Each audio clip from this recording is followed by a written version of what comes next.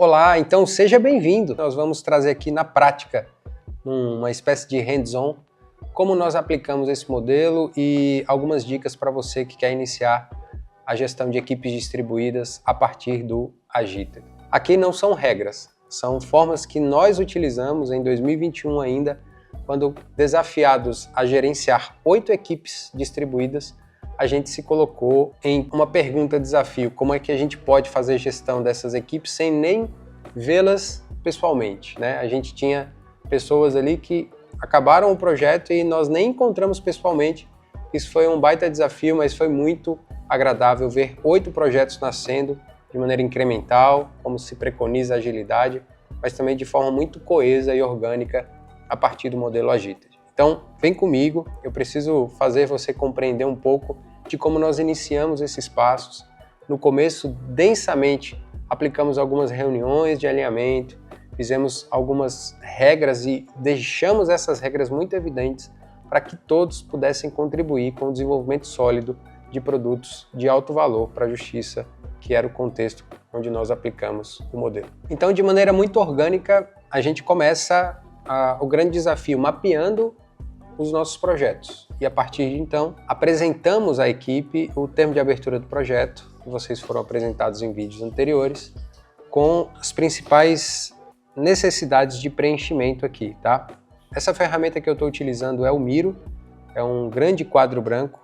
Criei esse template aqui a partir de algumas literaturas, que são campos realmente importantes para a gente preencher e ter uma visão única do projeto por todos os integrantes. Então aqui eu gero um post-it, coloco aqui o nome do meu projeto de maneira muito prática. Eu faço isso não só, então eu preciso reunir a equipe, fazer uma reunião de kick-off, digamos assim, onde eu coloco todos dentro do Miro de uma forma colaborativa e a gente então compartilha aqui o nome do projeto, a descrição resumida. Então eu posso colocar um post-it aqui do lado com uma descrição resumida do projeto, né, que também vai me ajudar. Coloco a justificativa ou, em grande escala, o porquê eu estou fazendo, né, respondendo aqui o porquê que eu estou fazendo o projeto X. O objetivo SMART nada mais é do que um objetivo inteligente, e a palavra SMART aqui é um acrônimo, né, que tem as suas letras S de específico, M de mensurável, A de atingível, R de realista e T de focado no tempo. Então, quando a gente constrói um objetivo SMART, a gente precisa respeitar cada um desses elementos. Tem que ser específico, tem que ser mensurável, tem que ser atingível, tem que ser realista e tem que estar estimado no tempo. Quais os objetivos desse projeto, né? Então, o que eu pretendo fazer para entregar aqui benefícios, que é a outra etapa aqui. Então, o que eu preciso fazer nesse projeto para entregar os benefícios? E aí, entenda benefícios aqui como um parque mais atualizado, né? Ou uma proposta de lucro presumido a partir de uso de ferramentas tecnológicas, enfim. Não sei o que seu projeto de software vai entregar como benefício, mas você traz a resposta aqui, né? O que se espera obter. Percebe que aqui a gente usa elementos de cores, então nesse laranja eu respondo o porquê, né? E o que eu estou me propondo a fazer. Já o segundo elemento aqui, ele traz uma proposta de escopo. O que eu vou entregar, né? Então, as restrições, os entregáveis, os requisitos e os riscos, eu também preencho aqui nesse quadrante que vocês estão vendo, né? Então eu respondo aqui ao o que eu vou fazer, né? E o que eu não vou fazer também é importante. E a gente traz esses elementos, as restrições, ou seja, o que eu tenho hoje de restrição no meu projeto. O que é a restrição? Eu tenho, de repente, uma data limite para entregá-lo. Eu tenho ali uma expectativa de custo limitada, né? Um budget limitado. Então, tudo isso você pode colocar aqui. Os requisitos, ou seja, tem que ter módulo X, módulo Y, módulo Z. Ah, Davi, mas eu não sei, eu não tenho essa previsibilidade ainda. O que você souber, você coloca aqui, né? De maneira bem clara e evidente, fazendo com todo mundo, para que isso aqui seja transparente para todos. E quais os pacotes entregáveis que a gente tem minimamente? Os projetos que eu trabalhei de maneira distribuída, em grande parte não tinham muitos elementos ainda práticos que podiam ser catalogados. Mas, de alguma forma, um primeiro entregável em alguns dos projetos eram mockups ou telas, ou protótipos mesmo, para que as pessoas testassem e verificassem se aquilo realmente era interessante. Então faça constar no seu termo de abertura de projeto a necessidade de entregar um protótipo, entregar um mockup para que as pessoas testem e validem aquilo que você está desenvolvendo. E os riscos são aquelas coisas que realmente podem acontecer, que a gente não quer que aconteça muitas vezes, para se prevenir que a gente tenha, por exemplo, isso bem mapeado. Um risco muito evidente é a desistência por parte, por exemplo, de um integrante da equipe que pudesse abandonar o projeto. Aqui na parte do quem, a gente tem a equipe, né? Todos que fazem parte da equipe, então a gente já traz um olhar para quem é o Quality Manager, quem é o Agile Leader, quem é o Developer, né? Quem é o desenvolvedor e quem é o PO, quem é o Product Owner. Então, essa é a equipe que vai compor o nosso modelo Agile, certo? Além disso, os stakeholders, ou seja, as partes interessadas, são aqueles que de alguma forma impactam no projeto, seja por meio de é uma peça de comunicação importante, é alguém que vai usar o sistema, é alguém que vai trazer um olhar crítico para aquilo que a gente está desenvolvendo. Aqui a gente também preenche. Por fim, a gente tem prazo e custo, ou seja, eu respondo como nós vamos fazer e quanto isso vai custar. Aqui a gente não vai trazer detalhes, então eu não tenho como estimar um cronograma tão detalhado a partir de um termo de abertura de projeto. Mas eu acredito que seria importante você mapear marcos temporais. Por exemplo, no meu caso, a equipe tinha 18 meses de desenvolvimento e eu precisava estimar ali, minimamente, quando ia entregar uma primeira versão funcional do software, depois, quando eu ia fazer as evoluções e ir colocando essas caixinhas dos entregáveis que estão aqui ao lado, de maneira linear no tempo. Mesmo que a minha estimativa não fosse cumprida, eu tinha minimamente feito um planejamento do todo, sem apenas olhar para as fatias de ciclos de desenvolvimento mensais, como preconiza o desenvolvimento ágil. Além disso, eu peguei essas caixinhas e coloquei elas em uma espécie de centro de custos. Então, se eu demorei 3 meses, por exemplo, para desenvolver a primeira versão funcional e eu tenho 5 integrantes na equipe de desenvolvimento que custam, sei lá, 10 mil reais, quanto isso vai me custar? 3 meses vezes 50 mil, eu tenho 150 mil numa primeira versão funcional do software. É plausível? É viável? Então, é esse cálculo mais macro que eu posso desenvolver nesse termo de abertura de projeto. Esse documento, ele ganha uma versão textual, ele vai para as mãos do patrocinador do projeto, ele avalia, assina conosco e nessa assinatura ele chancela o projeto e diz: podem tocar o projeto, estou ciente de todas as coisas que estão acontecendo aqui. Assim a gente garante confiabilidade, a gente garante que mapeou, minimamente as ações aqui e em concordância com todos os integrantes, a gente inicia o nosso projeto. Outro artefato que eu quero mostrar para vocês aqui está muito definido na reunião de planejamento. A gente sabe que a reunião de planejamento ela tem o objetivo de detalhar melhor as entregas que serão aplicadas àquele ciclo, colocando isso em missões, tarefas e colocando um objetivo específico, objetivo macro daquele ciclo. Deixa eu mostrar para vocês como nós fizemos no nosso trabalho e de repente vocês podem adaptar ao modelo de trabalho de vocês.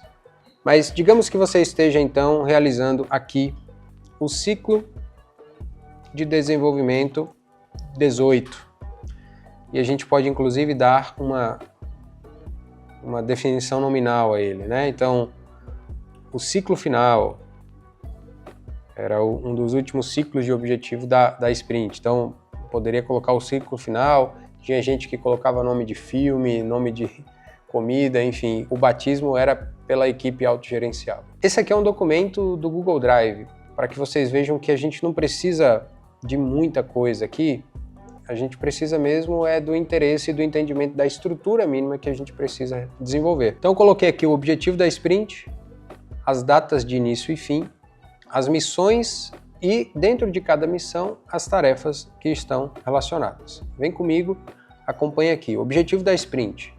A gente tinha que testar, então, uma versão do sistema junto à equipe, fazer a integração com o PJE, que é o sistema processual local, e, então, ter esse elemento criado. Esse time aqui em específico era um time de BI e Analytics que estava desenvolvendo uma solução de triagem usando inteligência artificial. Aqui ele colocou o início e o fim do ciclo da entrega. Perceba você que a gente tem aqui cerca de menos de 30 dias, né, para essa entrega. E as missões, a gente aplicava a nomenclatura da sprint, né, ou do ciclo de desenvolvimento, e da missão. Então, S18, M2, S18, M3. Então ele definiu 5 missões e para cada missão ele trouxe tarefas. Concluir a configuração, identificar endpoints, retorno de dados de processos para coletar as partes, fazer uma chamada direta da ferramenta de triagem.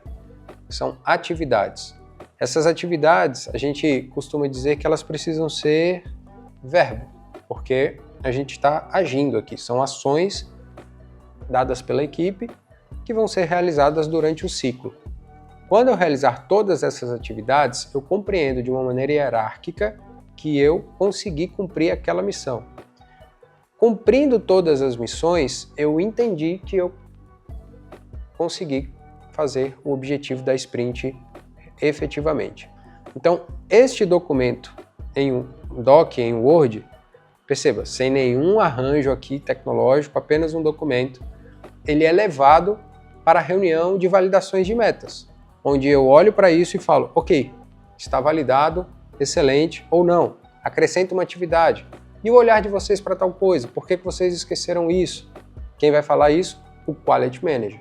Então a gente tem aqui um documento, como se fosse um draft, né? Um rascunho de todas as atividades, missões e o objetivo da sprint. Esse documento é resultado em uma reunião de planejamento e é entrada em uma reunião de validações de metas.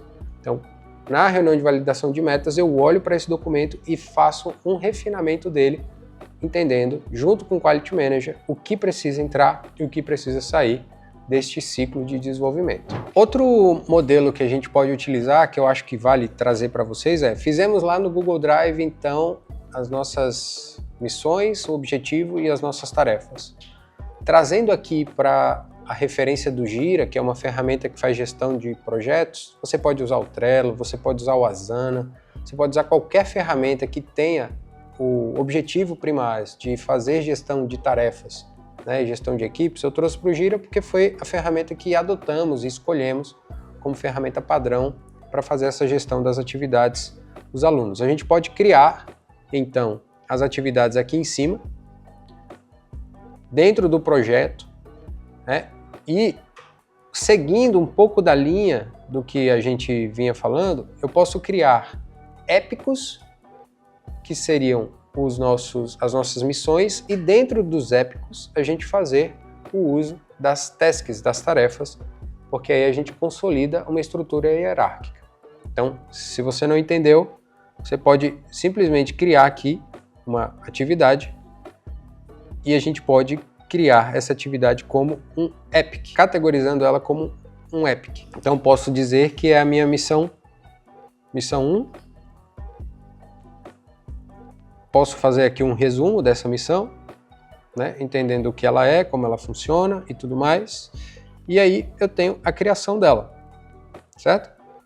Quando eu crio esse ticket, eu posso colocar atividades dentro dele. Posso colocar aqui um ticket filho como tarefa.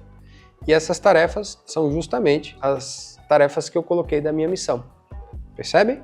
Então eu vou colocar aqui tarefa 1. Posso criar uma tarefa 2. E assim por diante. Uma vez criada, então, a minha missão e as tarefas, elas vão aparecer no meu backlog. E eu posso selecionar essas tarefas e adicionar essas tarefas à minha Sprint Backlog. Isso aqui pode ser feito na plataforma do Jira, né, de forma muito prática. Então, eu criei uma sprint, a sprint T2, e coloquei as minhas tarefas que estão inseridas na minha missão 1 aqui, tá? Quando eu crio uma sprint, eu posso dizer que ela tem um tempo personalizado e eu posso colocar dentro dela o objetivo da sprint. Lembra que a gente mapeou no nosso documento? Qual o objetivo da sprint? Eu posso colocar aqui, objetivo X. E aí eu tenho a data de início, começando hoje, a data de fim, terminando no final do próximo mês, e faço essa atualização. Então aqui vai aparecer o objetivo, vão aparecer as tarefas dentro do épico missão. Quando eu clico em iniciar a sprint, ele vai novamente aparecer, dizer que tem 2 tickets aqui, que são as tarefas, e eu então inicio o meu ciclo de desenvolvimento. Aparece aqui na tela, aguardando execução, em execução, homologação, pendências e itens concluídos. Eu criei esse quadro Kanban com as etapas que vão ser vencidas até a conclusão, que é o que a gente chama de definição de pronto. Então eu preciso passar pela etapa de em execução, em homologação. Se eu tiver pendências, um cartão vai aparecer ali e aí eu concluo esses itens. Então automaticamente ele vai correr para cá, ele pode correr para cá, né? Pode ter uma pendência e depois que eu colocar em pendência, ele pode me cobrar aqui um comentário. Por que está em pendência? O que está acontecendo? Né? Posso colocar ele para cá e também posso detalhar que ele está concluído e dizer por que ele está concluído, colocando todas as atividades que eu fiz. Isso é extremamente relevante e interessante para a condução da equipe. Aqui já ficou um pouco mais complexo. Eu saí do Google Drive e vim para uma ferramenta de gestão que, replicando o que eu fiz lá e o que o Agile preconiza, eu usei o conceito de atividade, usei o conceito da missão, usei o conceito do objetivo do ciclo de desenvolvimento e construí isso num painel visual onde todos podem alimentar de forma muito orgânica.